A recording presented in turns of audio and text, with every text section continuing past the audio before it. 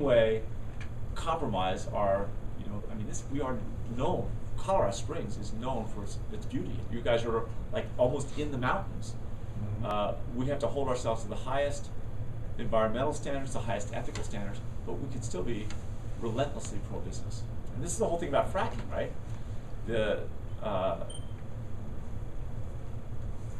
I can't find an example in the West, and maybe only one or two possible examples in the East, for a very small number, where the actual process of fracking has put frac fluid into groundwater. It just doesn't, our oil and gas is too far away from our groundwater. There are too many impermeable seals.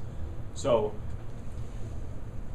what we've said to the oil and gas industry is, and I realize that this is beginning to heat up down here, because now that with the Niobrara play, that there actually might be people drilling in Elbert County and even in El Paso County. I personally looked at the geology as an ex-geologist. I don't think that's going to happen to any great extent, but I've been wrong before. It's too early.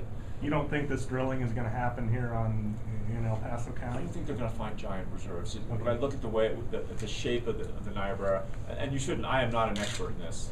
Obviously, there are a bunch of smart people that think it is going to happen, and they're investing a lot of money. So I could easily be wrong, but I don't have a sense of it that it's going to, the play is going to come all the way this far south, economically.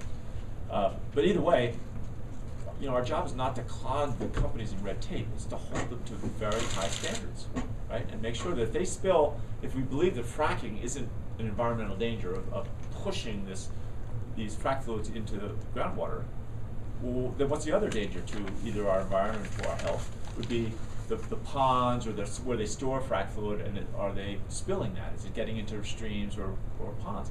Well, what I told the oil and gas people is, I'll try to cut, as much as possible, try to cut the red tape and get you drilling permits in an efficient way, but I'm going to double the fines if you spill frac fluids, because that's something they can fix, right? I mean, that's if we're spilling frac fluids and not paying attention to this stuff, and it gets into a stream or a lake, that's something that could easily remedied, and that is appropriate regulation, right? Saying, sure, we're just going to put the fine to a point where you guys start paying attention to it. Not one CEO has pushed back at all. Every one of them says, do what you need to do.